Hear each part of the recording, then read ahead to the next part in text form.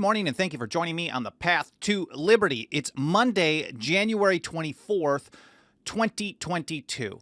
And if you've been doing the type of nitty-gritty, on-the-ground activism, reporting, tracking of legislation around the country like I have for the last 10-plus years, you would know that in state after state, and you probably have followed this if you watched our show or followed our work for quite some time, in state after state after state after state, the absolute number one, most aggressive, and probably most effective opponents of efforts, legislation on a state level to protect or advance your natural right to self-defense, the right to keep and bear arms, is law enforcement and the thin blue line legislators that pretty much click their heels as soon as they're told to. So on this episode, I've got a reminder. I want to start out with a reminder about the danger of factions, supporting or opposing people based on what group they're part of rather than the principles.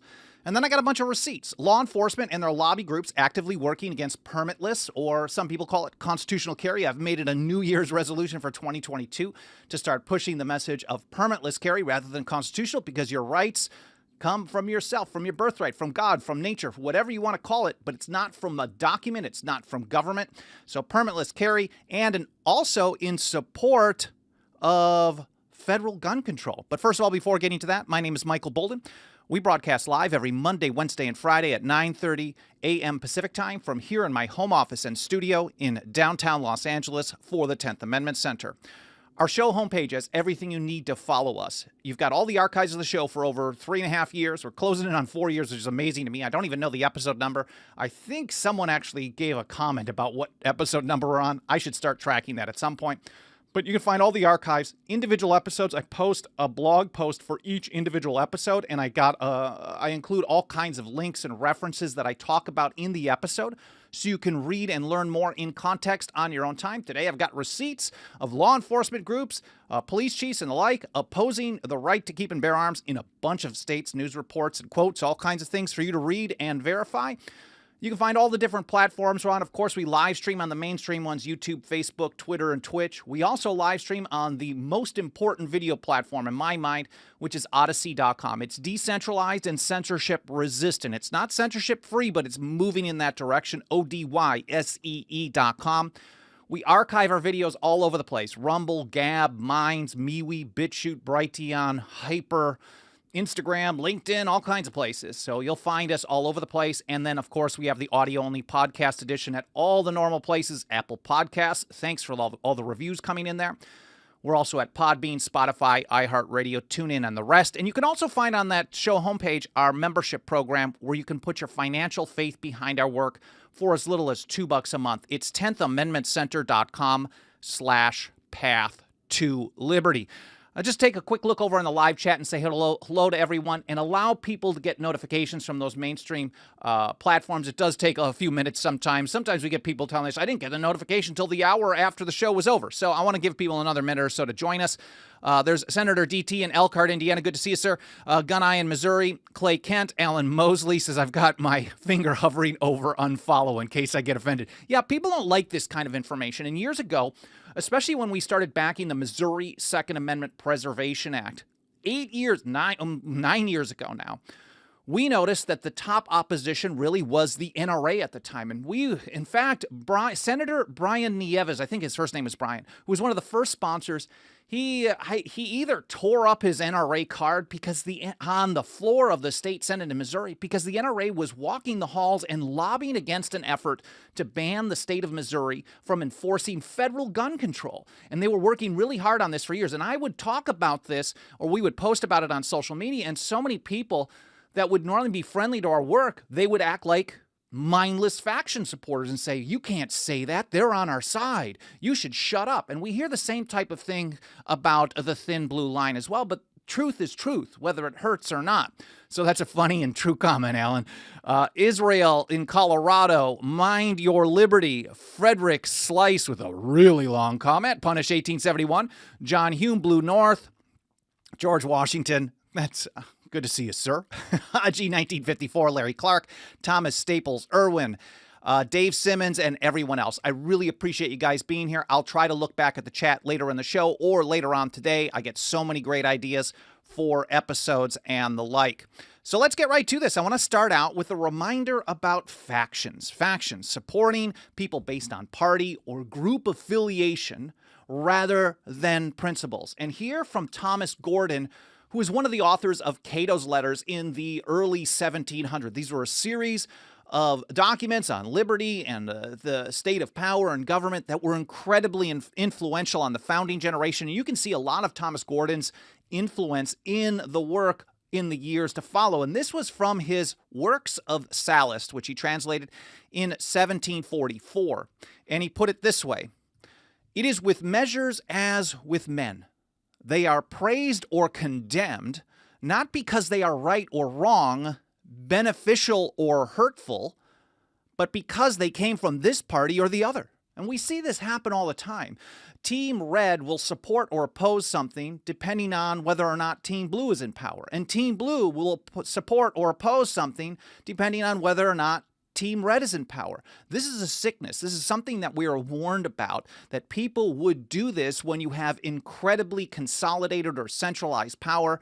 Anyways, going on, here's Gordon again. He says, "The best actions are decried as the worst if they arise from one quarter, the worst actions adored as the best if from the other." Again, this is all the way back in 1744, talking about how this happened in most countries. He said people blind and enslave themselves by doing this. Having a faction-first approach is guaranteed to create a state of total control and tyranny. I covered this idea of factions, this danger of factions, which is nothing new under the sun, in an episode in September of 2021.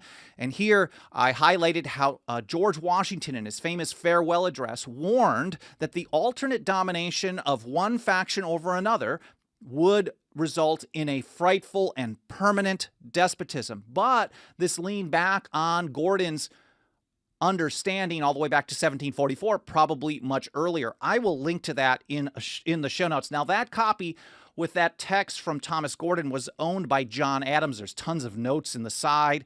I will link to that so you can read it in full in the show notes. But I'm going to get to John Adams at the end of the show as well, who you could tell really learned from this. But with that, let's go to the receipts. And I want to talk about how,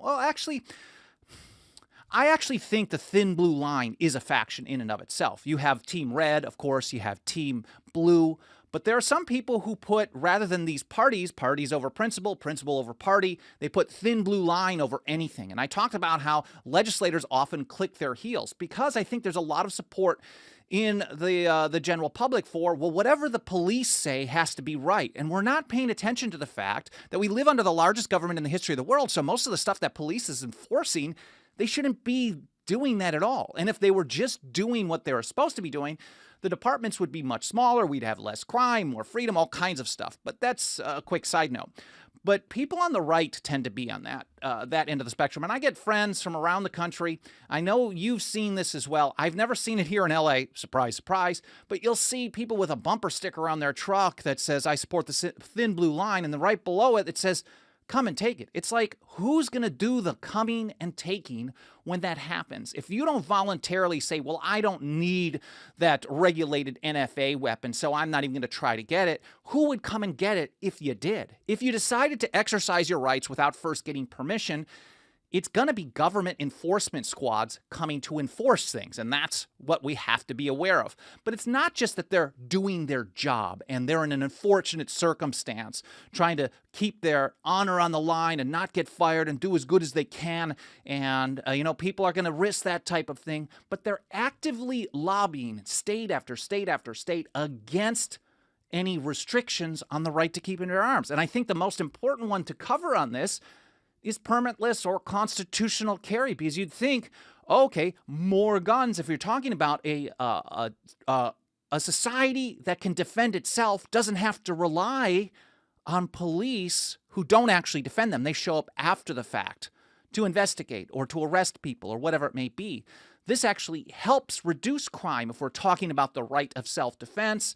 It prevents criminals. If you think of a grandmother, for example, owning a little .22, this is a great equalizer. Maybe it's not going to be a great equalizer, but somebody can protect themselves rather than call and wait 10 minutes or an hour or 2 hours for protection, and they show up after the fact. I mean, just as one example, especially in a big city, I remember some dude trying to break into my apartment years ago. He had mistakenly thought I had loud dogs, and he was a crack addict. Well, he was a meth addict who lived across the street from me in Hollywood, which I guess that's kind of redundant at the time.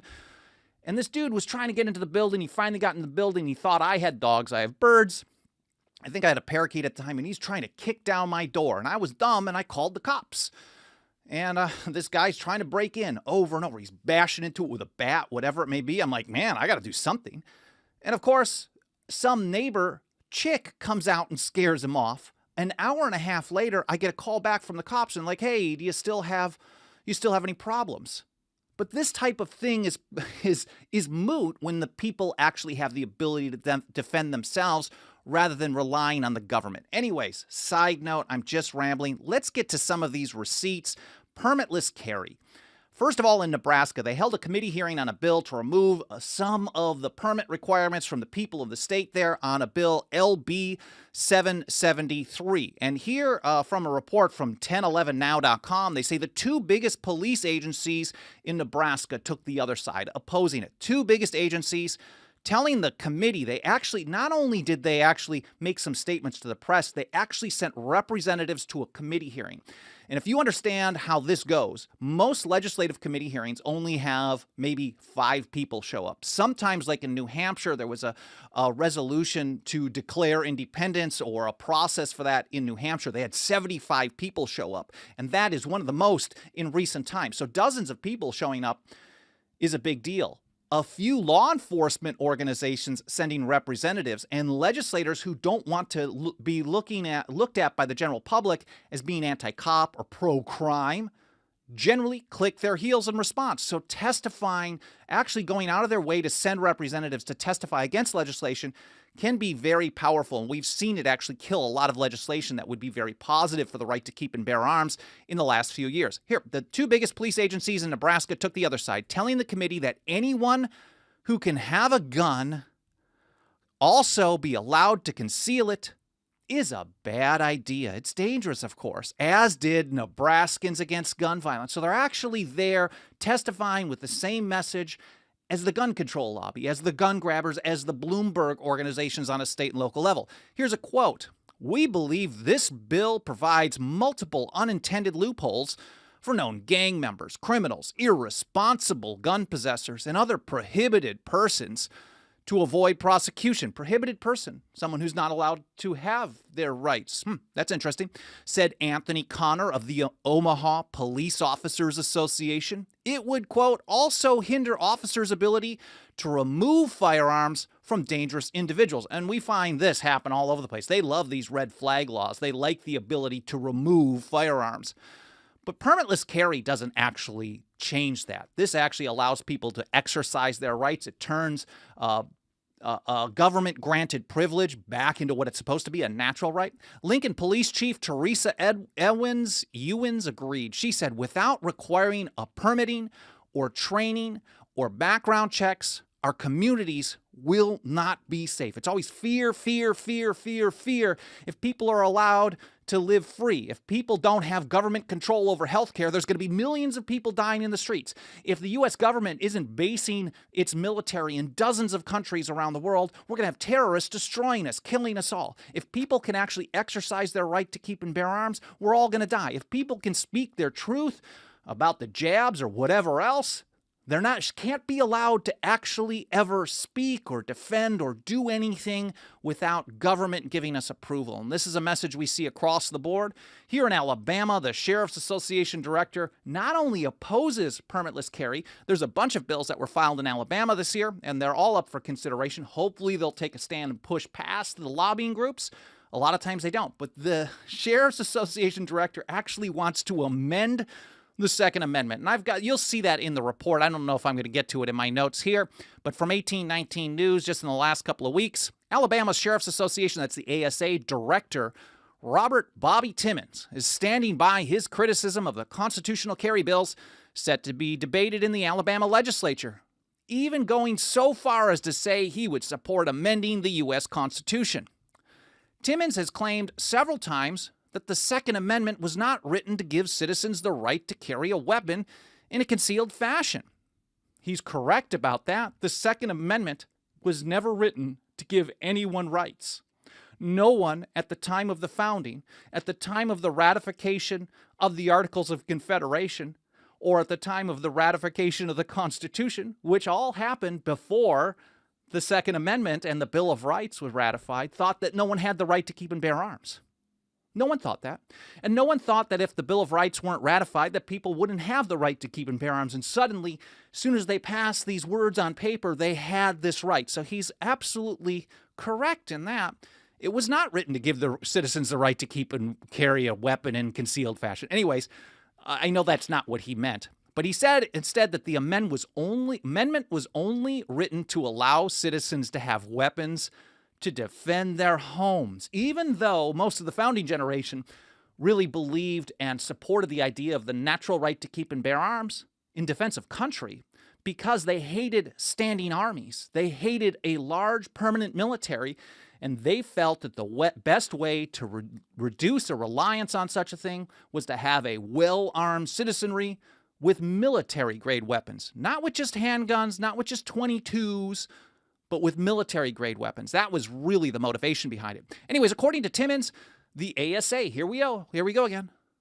The Alabama Sheriff's Association is working with Moms Demand Action. They actually partner up with the gun grabber groups because they're the gun grabbers, which bills itself as a grassroots movement that fights for more restrictive gun laws to fight against constitutional carry laws that have been introduced into the current session of the Alabama legislature. Next up is Indiana. State after state, and I'm only highlighting some of these. We've got dozens and dozens and dozens. I really started keeping track on this stuff about a year and a half or so ago, and it's hard to keep track of all of it, actually. So here in Indiana, House Bill 1077 actually passed the State House, and it also, a similar permitless carry passed in Indiana in that chamber last year.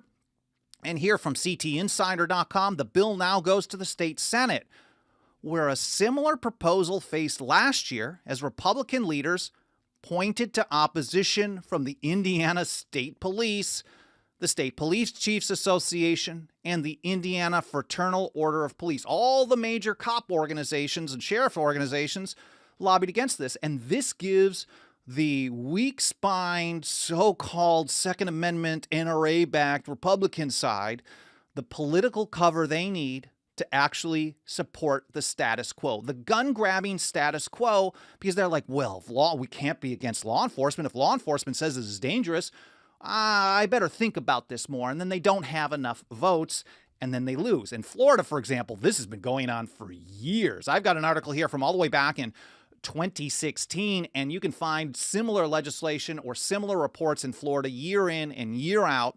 This was for an open carry legislation, and the Fraternal Order of Police in Florida unanimously opposed that legislation, specifically because of a provision that would prohibit an officer from asking for someone's concealed carry permit unless the officer had probable cause, a more stringent legal standard than what is currently in law. No matter, it's like whack-a-mole with these guys. So if you want to have open carry, they're going to say, well, we're in favor of that. But this kind of thing, we have to have probable cause to stop someone randomly on the street for exercising their rights. So if you're going to have open carry, the idea is that the cops might actually just start checking with people to make sure that they have a proper permit to even have the gun, even without probable cause that this person is violating the law that shouldn't exist in the first place. So that's how you kind of get in this twisted situation. So they unanimously oppose this because, well, of course they should have probable cause of a crime before they stop someone and ask for their papers. And this type of thing is actually expanded because it's so popular in these circles. It's expanded into other circles regarding healthcare. Now, in order to go someplace, you might have to show your papers, right? And we don't like that. We shouldn't like that on the right to keep and bear arms, for sure. The Florida Sheriff's Association, back to the report, also voted over that weekend and this week, by phone. At least 70% of individual sheriffs across the state opposed the open carry proposal. the Palm Beach Post first reported on the sheriff's vote. So 70% minimum of sheriffs around the state were against this. And then here we are in Louisiana, back to this last year. They actually passed a permitless carry bill. It's not full permitless carry. It's generally like permitless carry for 18 and up or 21 and up, or people who already have, they are not prohibited by state or federal law from carrying. So it's not pure permitless carry, but it's moving in that direction. It's removing some permit requirements, and it does allow, and most of these bills actually, just as a side note, they allow people to still get the permit if they need reciprocity for a permit in another state. So the whole permitting scheme is a real problem. So Senate Bill 118 passed both chambers with a veto-proof majority. And then it went to the governor. And of course, we know the governor in Louisiana is going to veto it. And I think they knew this, sponsoring the bill. But they had enough votes in both the Senate and the House to override. And once it got to the veto, then the law enforcement group stepped in. They kind of kept their mouths shut. They were kind of aggressive against it. But then they got really aggressive lobbying, basically sending out letters. They oftentimes will send representatives in the state legislature to meet with people and talk to them and put pressure on them. Sometimes, I don't know what those conversations are. Maybe they're about, well, we're going to tell the public that you're soft on crime and you're against the police and your district is not going to like that. You may have a challenger. We heard that you might get primaried. Maybe law enforcement groups will be backing you. I'm not sure if that happens, but maybe. But check this out. So it goes to the governor, gets vetoed. Then law enforcement lobbies aggressively, and they killed the veto override. Here, Senator Pat Connick, piece of garbage, who voted for the concealed carry bill during the regular session, was among 3 senators who said they had changed their minds. He spoke with law enforcement in his area that were in opposition to overturning the veto. And so it failed. It needed 26 votes to override the veto of that garbage Democrat governor. And instead, they decided to take that side. They support the gun grabbers. You just can't get enough of them. I mean, there certainly were 23 that said we're going to go against this. But the lobby groups, there's not enough of good people. I mean, even those 23 probably aren't good, so don't get me wrong there. But they know this is very strategic. The override vote was 23-15. It was short of the 26 needed to pass. And here, back to the report from 4WWL, some kind of a CBS station. The bill has divided Louisiana's law enforcement community. I don't know how divided it is, because dozens of officers, police chiefs, and sheriffs and deputies personally called on lawmakers to not override the veto and keep the current concealed carry requirements in place. Don't remove permits. Don't allow people to exercise their right without approval from government. We're against that. So that's a number of them on permitless or constitutional carry. I also want to cover things that we focus on more here, which is banning the state from enforcing federal gun control. For those of you who've been watching or listening to the show for a while, some of this will be familiar. There's, of course, we're all familiar, we should be by now, of the Missouri Second Amendment Preservation Act, which took about 8 years to get passed. It bans the state from participating in the enforcement of a lot of federal gun control, past, present, and future. The NRA lobbied against it, then the cop organizations lobbied against it, then it was the wrong team was in Washington, D.C., but we kept pushing forward thanks to great people out there like Ron Calzone at Missouri First, Dave Rowland, and many others. I know there's a number of people who watch this show that are part of that. Follow me on Twitter, Liberty Revolutionary. I forget the new name of the Missouri Freedom Coalition or whatever. I lose that one from time to time. I know it was just changed. Anyways, let's go back forward to this. Back forward. I'm salty today, said Haji in 1954. Yeah, I'm pissed off about this, and I think you should be too. And I'm actually tired of hearing the excuses. I've heard all of them. We hear, oh, it's just one bad apple, or it's just the lobbying groups, and sure, we should be against this. That's garbage. Let's look at Wyoming. Senate File 81 would have banned the state from enforcing virtually all federal gun control on the books, past, present, and future. It passed the state house by, what was the vote in the state house? I don't remember. It was pretty easy. It passed out of the state house, but then the law enforcement organizations came in and started aggressively lobbying against it. Here from our report last year, Wyoming law enforcement lobbyists opposed the bill and put significant pressure on legislators to amend it or vote it down. They provide amendments. This is one of their sneaky tricks, which I'll get to in a moment. Wyoming Association of Sheriffs and Chiefs of Police lobbyist Byron Kevin, I'm not sure, we'll just call him Byron, testified against the bill in committee, and every Wyoming sheriff signed a letter in opposition. Every single one. This isn't a few bad apples. This isn't just a blue state thing or a purple state thing. This is Wyoming, one of the reddest of the red states. People, we're talking the Wild West in comparison to my life especially. This is a place where you'd think that the natural right to keep and bear arms would be primary, as it should be.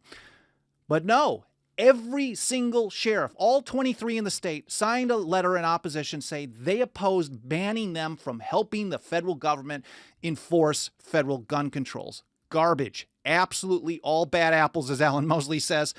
Republicans hid behind Byron's testimony and the sheriff's opposition to claim voting to protect the Second Amendment would be anti-cop. Supporting that legislation was anti-cop. So helping the federal government, helping the law enforcement lobbyist who's a known gun grabber, this guy is really bad.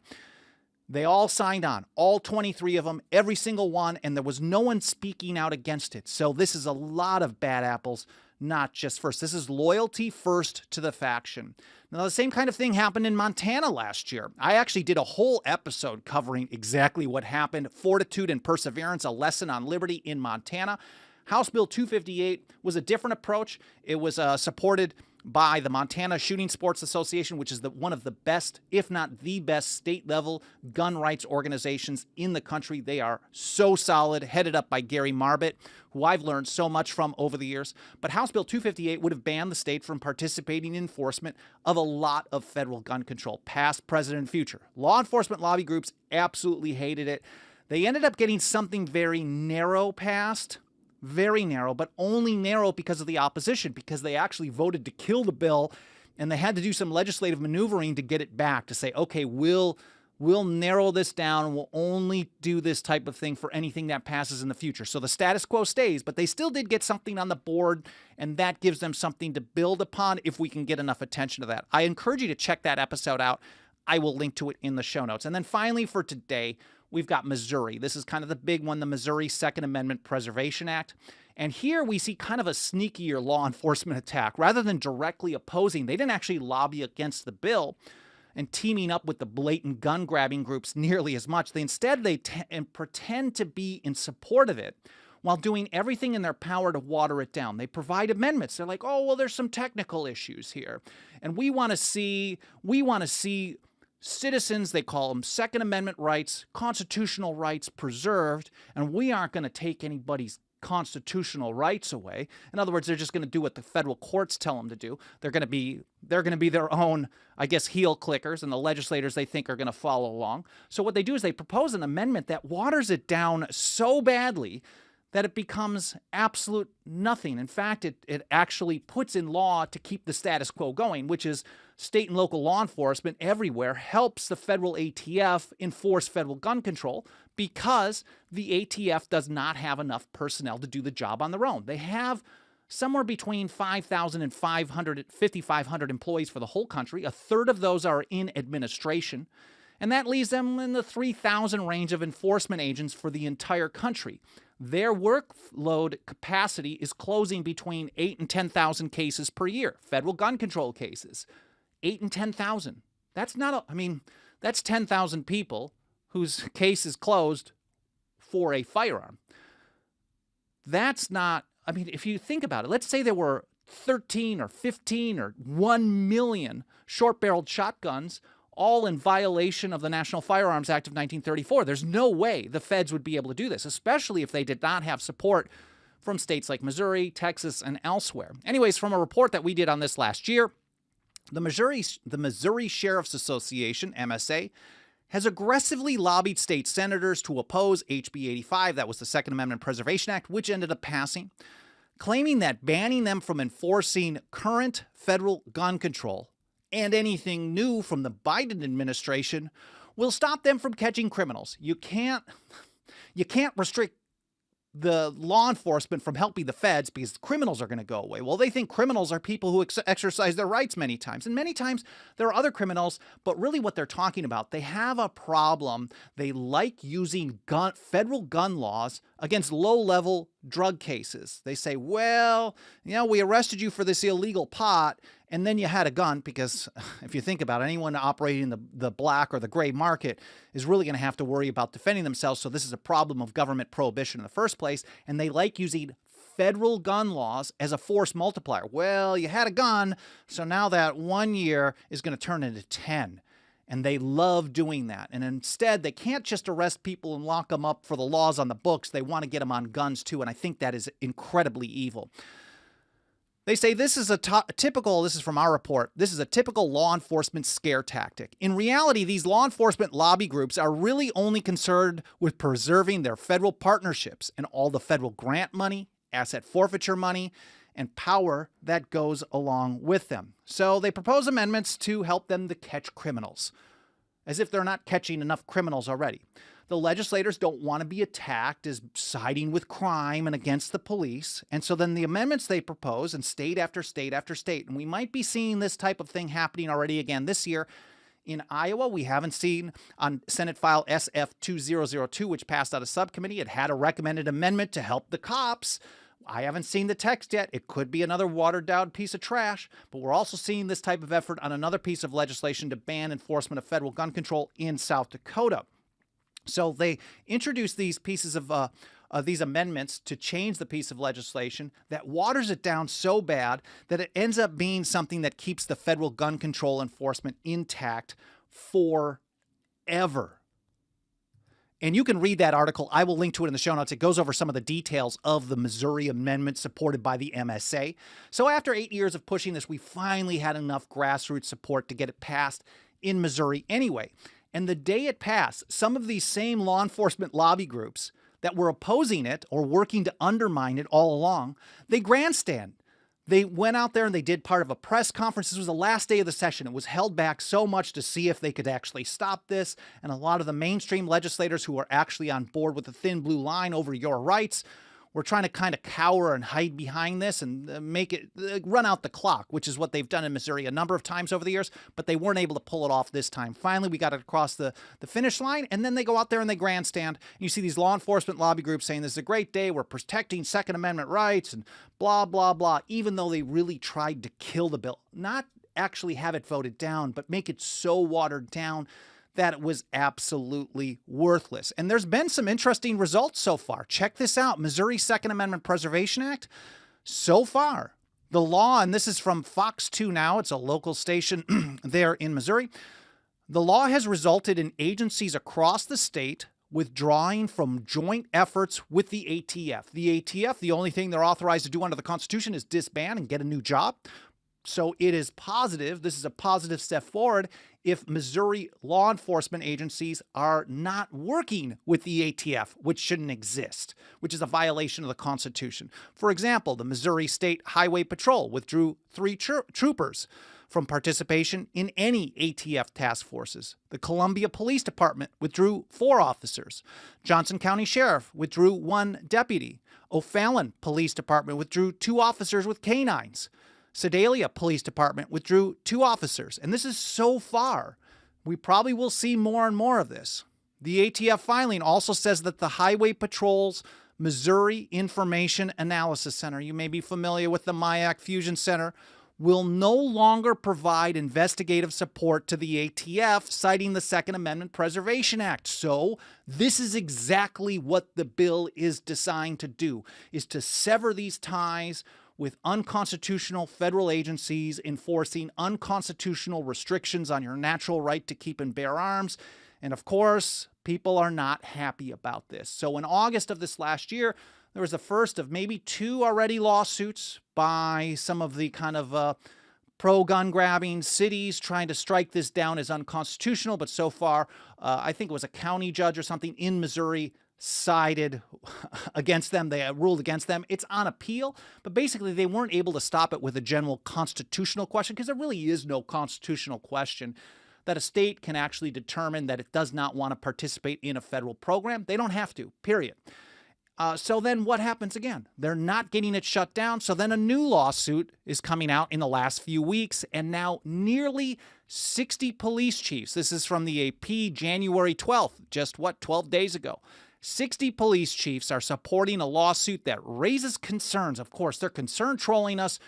They're basically trying to concern troll our rights. They're concerned about what they can do. Really, they don't like the fact that the federal government is being crippled on its ability to enforce federal gun control in Missouri. Crippled potentially if we really see them follow through there. So 60 police chiefs, not a handful, not one or two bad apples, but 5 dozen of them are in a lawsuit trying to get clarification. The group of chiefs belong to either the St. Louis Area Police Chiefs Association or the Missouri Police Chiefs Association, and said some of the wording in the law has inadvertently caused confusion and raised a number of questions that hinder law enforcement's ability to defend and protect Missouri citizens. And of course, it hinders their ability to participate in state-federal joint task forces with the ATF. It hinders their ability to use gun control as a force multiplier on the unconstitutional war on drugs.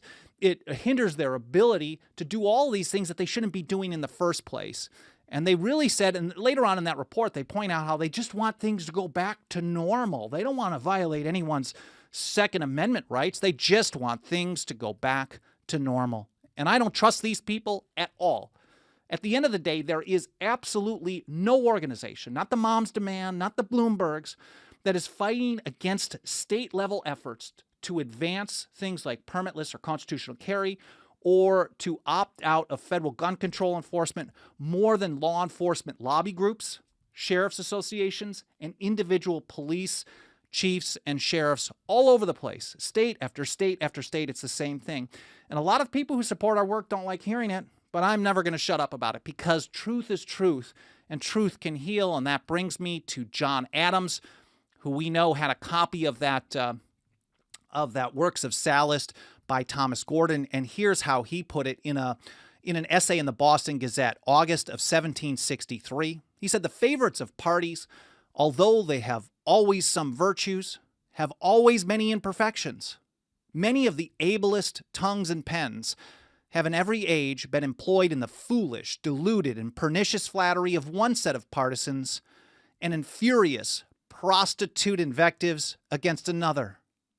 But such kinds of oratory never had any charms for me, and if I must do one or the other, I would quarrel with both parties and with every individual of each before I would subjugate my understanding or prostitute my tongue or pen to either." And I don't care if it's a political party or a political lobby group or anything. If they're going against your right to keep and bear arms, they need to be called out and opposed. If they're doing something right in a different scenario, you can support them. Don't oppose or support people based on the group they're in, the color of their skin, the organization they represent, the political party. Don't do that. That's what most people do, and that's what George Washington warned would lead to a frightful and a permanent despotism. Well, I definitely rambled a little bit longer than I was expecting to today. There looks like a lot of comments here.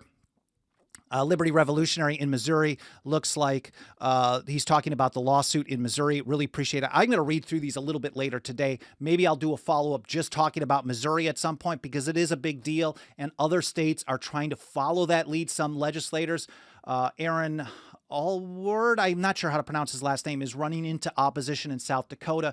Same with Senator Nunn in Iowa. We see a similar legislation being filed in West Virginia and elsewhere. We need to really push back on the opposition, no matter where they come from. If it's your beloved thin blue line, if it's your beloved political party, it doesn't matter. Your rights are more important than your loyalty to a faction. Again, if you support the show, you like what we do, you like this message, even though it's a difficult one, I know for many to hear, please consider a membership. It starts out at just as $2 a month. We also have annual 5-year and lifetime memberships over at 10thamendmentcenter.com/members. And whether or not you're able to do that, we're going to keep doing this. No pressure on that, but please consider it if you can. Nothing helps us roll up our sleeves more every single day than the financial faith and support of our members. You can also help us free and easy by smashing the like button on any of the video platforms, leaving us a review on Apple Podcast or any other podcast platform, sharing links, comments in the archive and the like. That'll all trigger the algorithm of the platform and tell them to show the program to more people. I hope you enjoyed this episode. I hope you learned something. I hope it made you think. I really appreciate you being here, and I'll see you next time here on the Path to Liberty.